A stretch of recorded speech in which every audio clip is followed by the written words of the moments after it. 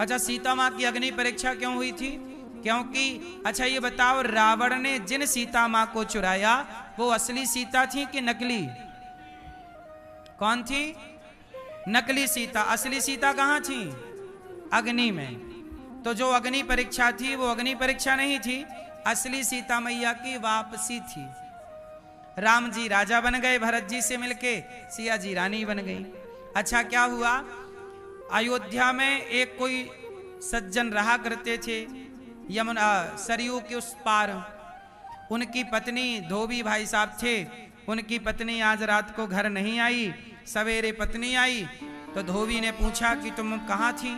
तो बताया उसने कि मैं केवट के यहाँ रह गई थी, पानी बरस रहा था इसलिए आ ना पाई। तो धोबी ने बोला कि अब हम तुम्हें स्वीकार नहीं करेंगे, तुम पर पुरुष के पास रहकर आई हो, मैं कोई राम नहीं हूं कि सीता को स्वीकार कर लूं। लो भैया, धोबी की इस बात से पूरी अयोध्या में हल्ला हो गया कि सीता माँ तो रावण के यहाँ रह के आई हैं, पता नहीं शुद्ध हैं कि अशुद्ध हैं, सही हैं कि गलत है। अच्छा बताओ, सीता माँ को वनवास किसने भेजा? गर्भावस्था में किसने भेजा? मैया सीता माँ को वनवास किसने भेजा? किसने? रावण ने? ये मैया बताएंगी, सीता मैया को वनवास किसने भेजा? हैं? राम ने? माता सीता को वनवास राम ने नहीं भेजा, सीता मां को वनवास भेजा प्रजा ने। किसने भेजा? भाई धोबी ने कहा कि सीता पता नहीं शुद्ध हैं कि अशुद्ध हैं, फिर और लोगों ने भी बोला कि बात तो सही है, रावण के यहाँ रही हैं, पता नहीं कैसी हैं। तो सारे लोग बोले कि सीता आप अग्नि परीक्षा दे दो। सीता मैया बोली कि लो, अब जब हम अग्नि परीक्षा देंगे तब इन लोगों को हम पे भरोसा होगा। तो जिस प्रजा को हम पर भरोसा ही नहीं, सीता मैया बोली ऐसी प्रजा के साथ मैं कैसे रहूंगा?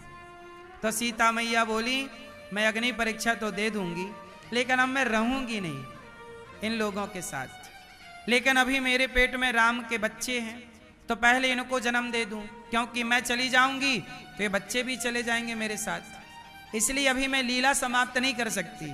इसलिए सीता माँ ने कहा कि कुछ दिनों के लिए, राम जी से स्वयं सीता माँ ने कहा कि मुझे कुछ दिनों के लिए संतों के आश्रम में भेज दीजिए। तो संतों के आश्रम में गई, वाल्मीकि जी के यहाँ लवकुश को जन्म दिया। वाल्मीकि जी ने पढ़ाया लिखाया, लवकुश जब बड़े हो गए, थोड़ा बड़े समझदार हो गए, तो सीता मैया ने अपने दोनों बेटों को पिता के हवाले किया, राम के, ये रहे आपके पुत्र।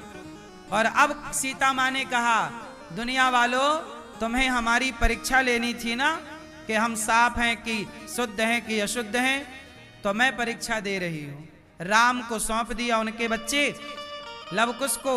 और फिर सीता माँ ने कहा हे पृथ्वी माता, यदि मैं पवित्र हूं, यदि मैं अग्नि की तरह, गंगा की तरह निर्मल और पवित्र हूं, मैंने राम के सिवा स्वप्न में किसी पुरुष का चिंतन और स्पर्श ना किया, तो हे माता, धरती माता, आप मुझे अपनी गोद में स्थान दे दो। ये कहना था कि पृथ्वी माता फट गई और कहा पृथ्वी माता ने, हे सीता, तुम बड़ी पतिव्रता नारी हो, तुम्हारे जैसी स्त्री इस धरती पे युगों युगों में कभी अवतार लेती है, तुम्हारी जैसी नारी इस धरती को अब पता नहीं कब प्राप्त होगी। हे देवी सीता, आओ, तुम हमारी गोद में आओ बेटी।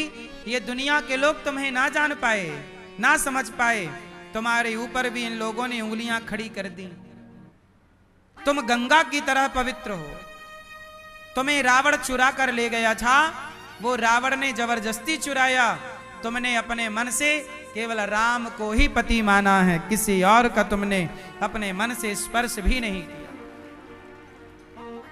कह करके चली गई माता सीता। दुनिया वालों को प्रमाण चाहिए, अच्छा प्रमाण मिल गया।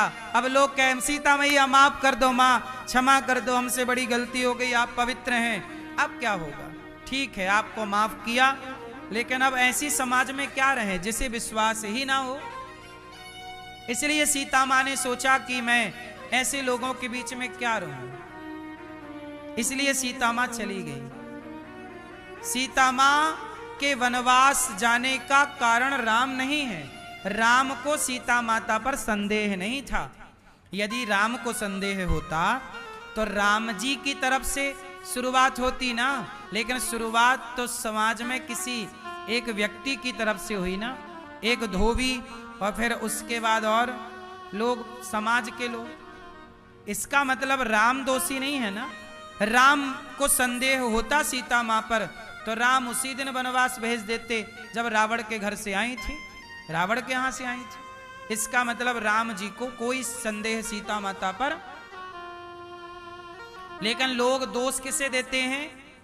राम को, कि राम जी ने अपनी पत्नी को भेज। अच्छा चलो, प्रजा ने बोला, धोबी ने बोला, तो क्या किसी के बोलने से अपनी पत्नी को वनवास भेज देना सही है? क्या राम ने सही किया? तो सुनो, ऐसा है ना कि राम राजा है और राजा का धर्म है प्रजा की बात सुनना। जो पति की, राम जी यदि सीता की बात सुनते, प्रजा की बात ना सुनते, तो लोग क्या आरोप लगाते कि आप तो परिवार की सुनते हो, प्रजा की सुनते ही नहीं हो। जबकि राम केवल पति होते तो किसी के कहने से अपनी पत्नी को वनवास ना भेजते। पर राम जी केवल पति नहीं है, राम जी उस समय राजा हैं और राजा का धर्म है कि वो अपने परिवार से ज्यादा अपनी प्रजा की बात सुने। और राम जी ने प्रजा की बात सुनी, भले वो बात गलत थी। अब गलत थी, प्रजा का आरोप सीता पर गलत था, पर गलत था तो क्या करते? अब प्रजा का आरोप ही गलत है, राम जी को मानना पड़ेगा। वो तो समय के साथ समझ में आएगा कि वो आरोप गलत था, और बाद में समझ में आया कि गलत था। यदि राम जी बोलते कि नहीं सीता सही है, तो लोग क्या बोलते कि आप तो अपनी पत्नी का पक्ष ले रहे हो, आप तो अपनी पत्नी का पक्ष ले रहे हो। लेकिन एक समय आया तो सब समझ गए कि सीता मां सही है। तो उस समय का इंतजार करना था, इसलिए वो समय का इंतजार करना था, इसलिए सीता मां को वनवास जाना पड़ा। और एक बात और बताऊं,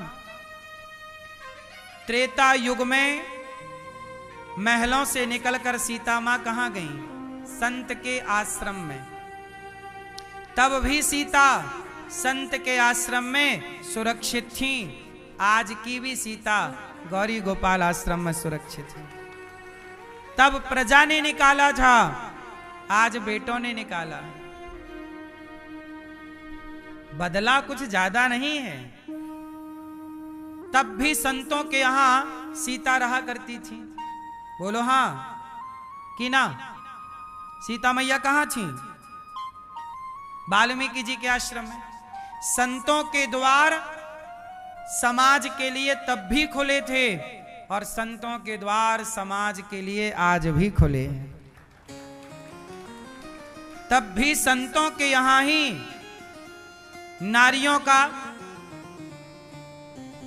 स्त्री का कुछ समय बीतता था संतों की सेवा में। आज भी देखो माओ का गौरी गोपाल में बुढ़ापा बीत रहा है। इसलिए मेरी मां संत सदा से समाज के हित में काम करते रहे। संतों ने सदा आश्रम बनाए, किसके लिए बनाए?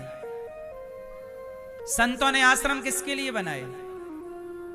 संतों के आश्रमों में क्या होता है? देखो आज गौरी गोपाल आश्रम में गुरुकुल चल रहा है, 150 बच्चे पढ़ रहे हैं। आश्रमों में क्या होता है? गुरुकुल चलते हैं। गुरुकुल में जो शिक्षा आपको स्कूल में नहीं पढ़ाई जाती, अब स्कूल में गीता नहीं पढ़ाई जाती, रामायण नहीं पढ़ाई जाती, वेद नहीं पढ़ाए जाते, तो बताओ जब नहीं पढ़ाए जाएंगे तो ये सब चीजें लुप्त हो जाएंगी कि नहीं? ढूंढने से भी नहीं मिलेंगी।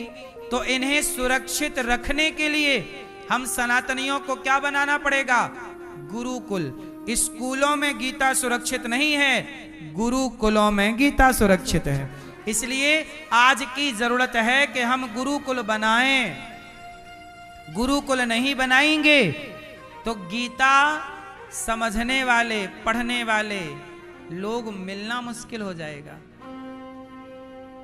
गुरुकुल में जो बच्चे पढ़ेंगे वो सनातन का ज्ञान लेके आगे बढ़ेंगे। हमने भी गुरुकुल में पढ़ाई की है, हमने 10वीं तक स्कूल में पढ़ाई की, 10वीं के बाद की पढ़ाई गुरुकुल में की, गुरुकुलों में पढ़ाई की, गुरुकुल में पढ़े तब सेवा करने का भाव पैदा हुआ।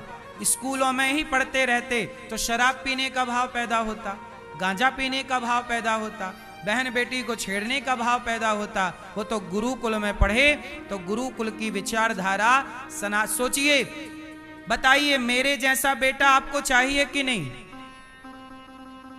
बोलो हाँ या ना। चाहिए मेरे जैसा भाई, मेरे जैसा बेटा कि नहीं? कौन कौन चाहता कि मेरा बेटा ऐसे ही हो? मेरे जैसा बेटा चाहते हो तो मेरे जैसा बेटा स्कूलों से नहीं बनते, गुरुकुलों से ही बनते हैं। ये भारत के गुरुकुल हैं। मेरे जैसी विचारधारा स्कूलों में है ही नहीं। स्कूलों में ये विचारधारा नहीं है। स्कूल का बेटा कहां अपने माँ बाप के पांव दबाता है? हाँ, कुछ परसेंट बच्चे हैं, हम ये नहीं कहते कि बच्चे पांव नहीं दबाते, कुछ बच्चे पांव दबाते हैं, कुछ बच्चे स्कूलों में पढ़कर भी। इसलिए आपसे हाथ जोड़ूं, स्कूलों के भरोसे ना रहिएगा, स्कूल के बाद भी घर में बच्चों को थोड़ा गीता सुनाइए, पढ़ाइए, सत्संग कराइए, संस्कार दीजिए, तो आपका बेटा अच्छा रहेगा, वरना आपका बेटा भी अंग्रेज बन जाएगा।